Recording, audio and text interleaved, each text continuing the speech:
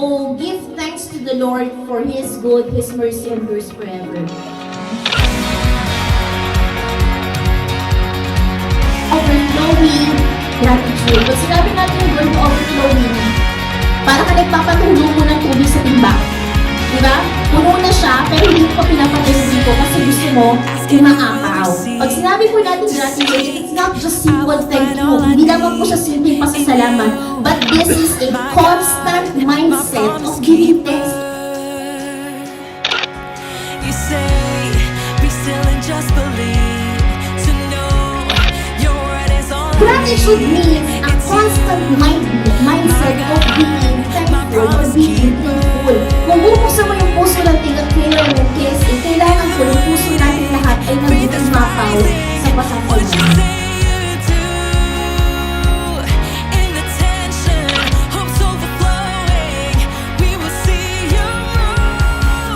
We give thanks to the Lord.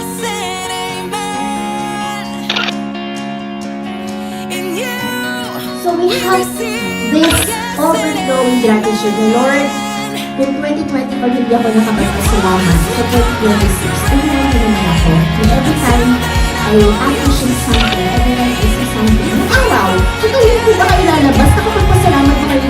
Lord, salamat po sa araw nito. Salamat po sa maganda mong connection. Kaya po tayo, pag nagpasalamat tayo sa Panginoon, ang ibinibigay sa atin ng Diyos, hindi lamang ang biyaya ang gusto mo, pero even yung kaligtasan, ipinagkaloob ko na sa atin.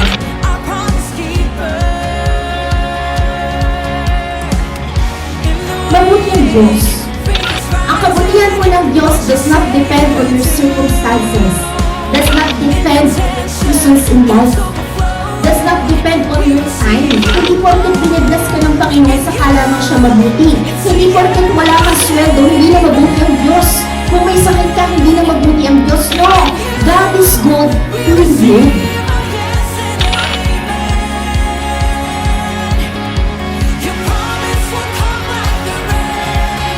Huwag po natin tignan yung kasamaan ng ating sitwasyon. Ang lagi po natin tingnan ay ang kabutihan ng Diyos.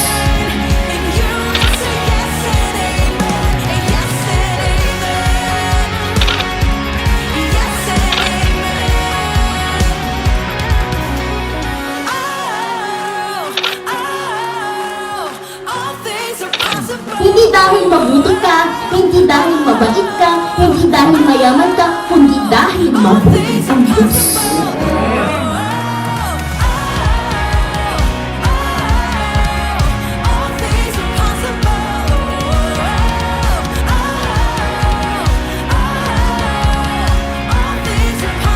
Pinapaunawa lamang po sa atin na maraming dahilan para magpasalamat. Huwag kang magpasalamat dahil you are in a good terms, you are in a good life.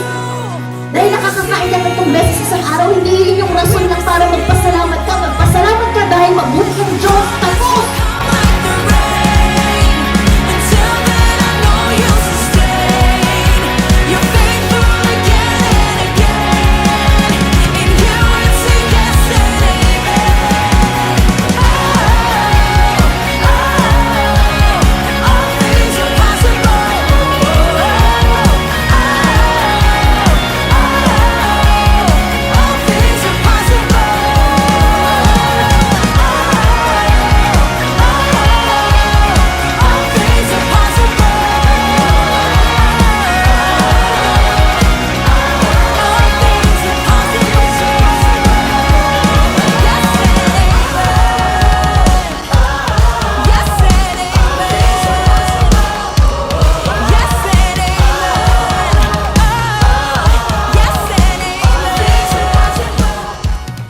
So with this overflowing gratitude na meron po tayo sa ating mga puso, this 2025, kung kinulang man sa 2026, it is our declaration na Lord, gusto ko mag-umapaw yung puso ko ng pasasalamat. Hindi dahil naging mabait ako, pero dahil mabuti ka at mahal mo ako.